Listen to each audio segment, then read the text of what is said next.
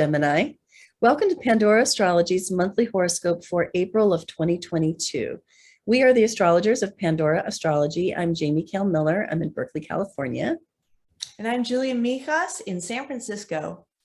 If Gemini is your sun sign, then your annual mop-up period is about to begin. And so that's the 30 days before your birthday, a time when a lot of changes happen as your old year is fading out and your new year is starting to come in. Getting a birthday reading now positions you powerfully to start your new year in a very strong way. You'll find a link to help you get a reading for that in the YouTube description below.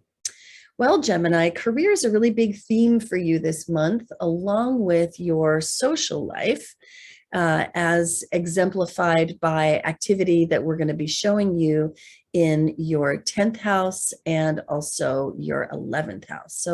But I want to start actually with a moon that happened at the end of March, which we did not report last month, and that is this new moon right here in Aries in your 11th house.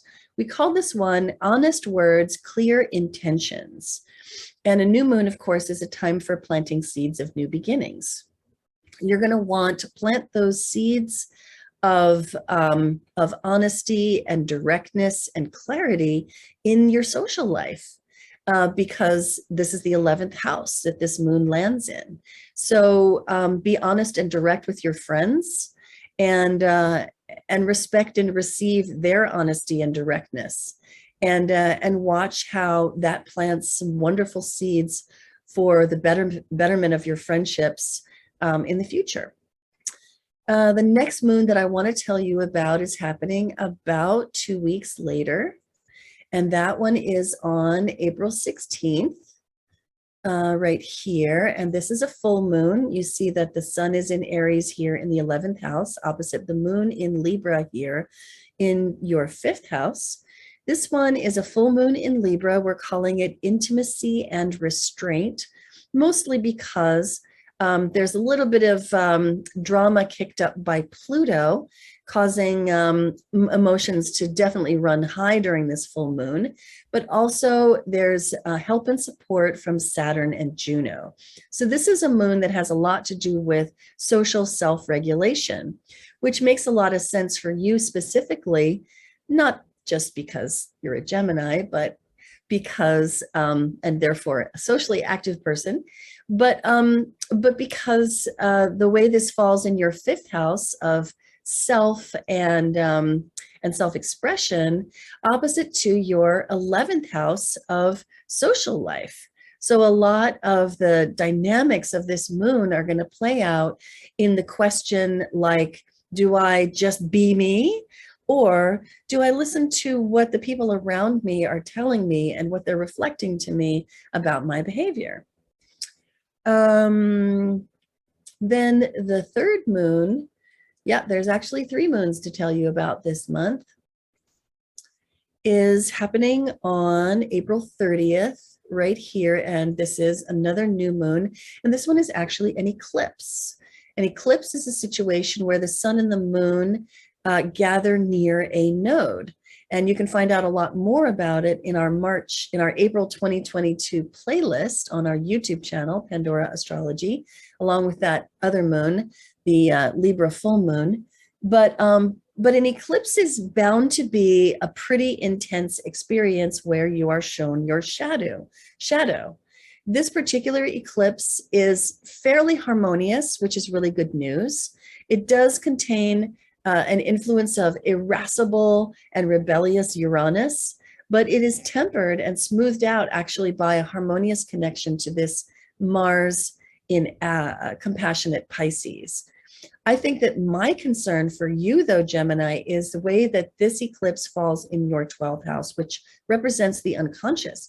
Not only your unconscious, but where your unconscious sort of merges and blends with the unconscious of your family system, either in the home that you grew up in or the home that you create as an adult. And so this is about like the family emotional bubble. And this particular moon falling there suggests that You might show some bad behavior that points to the elephant in the living room in your family. Maybe you're being the elephant in the living room of your family, or maybe you're just so bothered by stuff that your family isn't talking about and isn't conscious of that you just have to act that out. And who knows, new moons, which this is a new moon type of eclipse. It's a solar eclipse, always built on a new moon. That bad behavior, that rebellion might actually, because of the harmony with Mars, be gentle enough to effect a real change. And that might be really nice. Okay, the last thing that I want to say is that I've been speaking about the transits of Ceres in the horoscopes during this year, 2022. And I have spoken already about Ceres, which is the cultivator, and here she is in your first house, continuing along your first house, Gemini, bringing you a lot of preoccupations about money and finances, which after several months of chaos and disorder are finally just beginning to untangle their final threads, thank goodness. And I spoke about that quite a bit in your February horoscope, which you should definitely check out. Ceres is going to change signs next month in May, and I'll talk about it freshly then. And now Julia has news for you about Mercury, Venus, and Mars. What's that good stuff, Julia? Oh, lots of news to deliver. Hey there, Gemini. Mercury is all over the freaking map this month. It's going through 3 different houses. It starts the month in your 11th house. The 11th house is the house of friends, long-term goals. We really covered this cycle in last month's video if you want to check that out. But what's important for you to know is that on April 2nd, we're having Greater Epiphany Day. And that's when Mercury is exactly conjunct the sun. And the reason why that's so important is the Epiphany days when Mercury is conjoined the sun. Sometimes it's known as an inferior conjunction versus a superior, which means it's either closest to the sun or closer to us. But these sort of mark the end of Mercury's cycle and the beginning of a new cycle. So after every retrograde, which we went through, back some weeks ago that we're finally done with, after that finally closes, we have one final conjunction of Mercury with the sun until the next cycle begins. Now, this Greater Epiphany Day is happening in your 11th house. And it's kind of like the opposite of retrograde season because it's not a time of miscommunications and all those problems, but it's a time of maybe having a lot of clarity on certain things. And in your 11th house, that can be on your friendships, any groups you're a part of, or any of your long-term goals. So that's pretty cool. And when Mercury is moving fast, like it is this month, it's a great time for doing anything Mercury related, writing, speaking, learning. Mercury also has some associations with technology too. So all those things tend to flow better. Now on April 10th, Mercury enters your 12th house, and it's in here for the bulk of the month. So I wanted to talk about that for a second. So the 12th house is the most hidden house of the zodiac. It's the final house of the zodiac. It can represent your subconscious, the greater collective, and it's a very kind of ethereal place. And as I mentioned earlier, also very hidden. So with Mercury in the 12th house from April 10th to April 29th, this might be a cycle where you're keeping your thoughts a little bit more to yourself than sharing them with everybody. You're a very social person, Gemini, but the 12th house isn't the most social place, so you might kind of seek a little bit more solitude, and you also could be getting your information from very ethereal places. The 12th house represents dream states, even drug states, hallucinations, meditation. So it could be that your way of processing and thinking of things tends to be a lot more ethereal than usual. And then by the 29th, Mercury is going to go into your first house. So that will kind of be the end of that more quiet, withdrawn period. And we're really going to cover that in next month's video. So stay tuned. Two more planets I want to talk about, Yes. Venus and Mars. Well, Venus is the planet of art, beauty, and relationships. And she begins the month in the ninth house, but pretty quickly by April 5th, she enters your 10th house, where she'll be for the remainder of the month. And if you want to hear a little bit about what Venus in the ninth house is like for the first 5 days, totally check out our video from last month. But since she's in your 10th for most of the month, the 10th house is a very public house. It's the house of your reputation. It's the house of your career, who you are in the outside world. It also represents your bosses and any authority figures in your life. And Venus is coming into this house a little earlier in the month, and she's bringing luck and pleasure to all these things. So wonderful time for getting along well with your authority figures. However, on the 14th, Mars is coming in there. So kind of like, I'd say between the 5th and the 14th are really the best time for that. And it's a good time for your public image. You know, if you do any public speaking, if you're on social media, if you're in the public eye at all, this is a wonderful time for that. And just getting along well with the people you work with. Now, Mars actually spends the first 14 days of the month in your ninth house. And again, the ninth house is the house of expansion. It can represent new experiences, exploration, travel, learning new things. And Mars is a very driven planet. So the first 14 days of the month, you know, you're going to want to either go on vacation, have some kind of expansive experience, try new things, and be very driven for those. And that's all well and good. Sometimes Mars in the ninth can be a little bit troublesome when you don't have any opportunities to kind of go out, travel, broaden your horizons, try new things. Like, let's say you have a lot of responsibilities kind of holding you down, then it can make people a little stir crazy, but could be a wonderful time for a trip for springtime.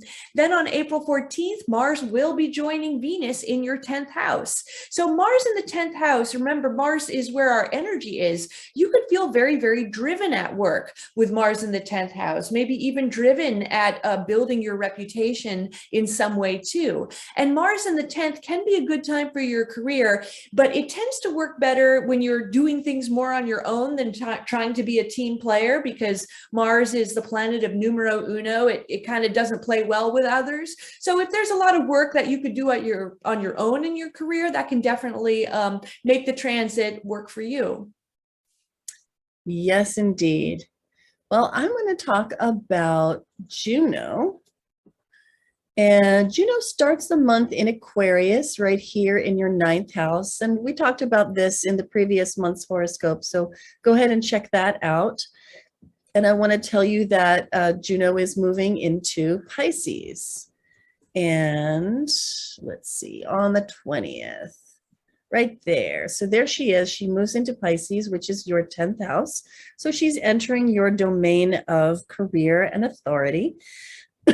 Juno is really very social. She is the matriarch. She weaves the fabric of society together. She's a matchmaker. She likes to connect people to each other that really should be connected. And she's like the matron about town, if you will. So Juno is an interesting thing to have in the 10th house, and I think really beneficial, because the 10th house is a house of career, of business, of authority. It is the house of the patriarchal structures, the hierarchical structures that we encounter in our life. And so this is the domain of Saturn as a social leader and a determiner of those structures.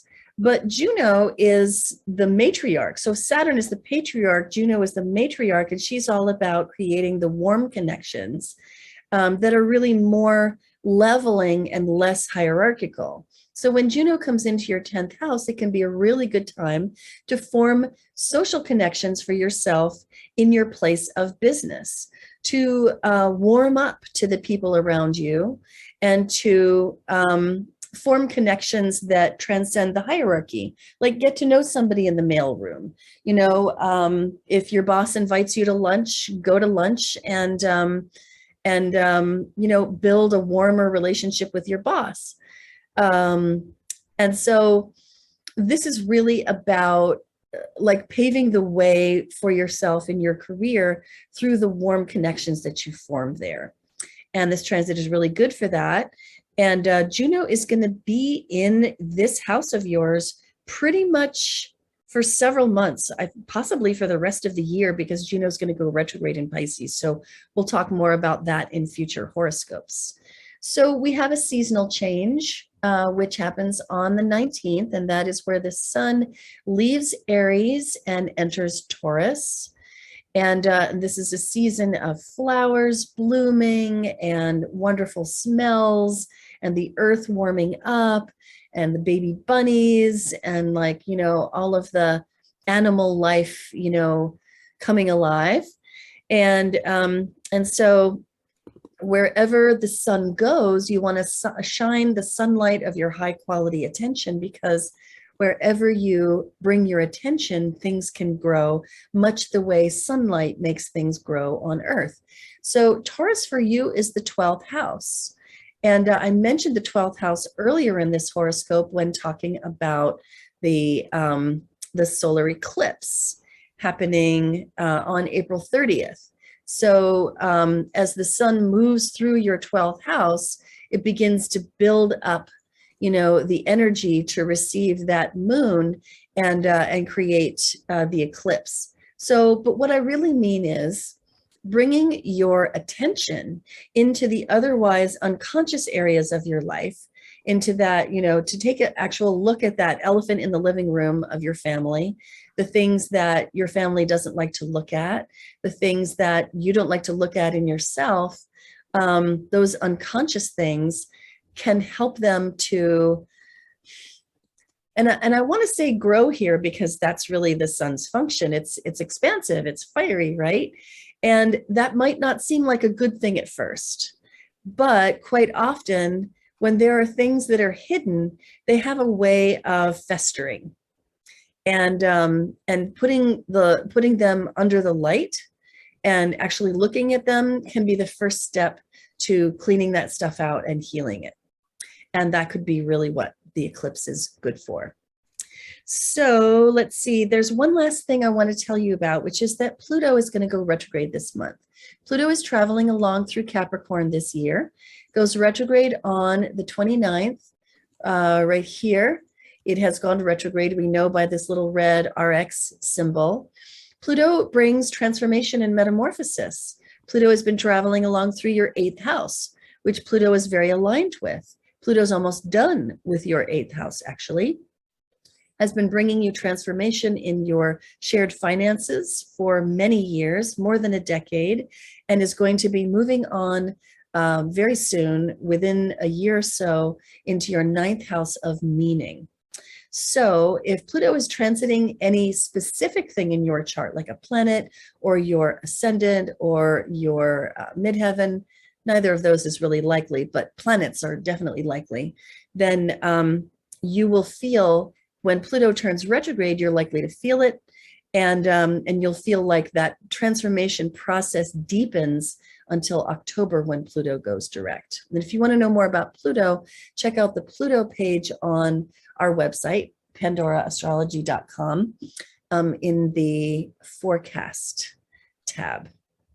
And I think that's all we have for you today. So until next time, oh goodness. Well, we'll see around the cosmos, that's for sure. But you can find so many more great resources on our YouTube channel and on our website, pandoraastrology.com. So check that stuff out. And we'll see you next time, and all around the cosmos. Bye-bye. Bye.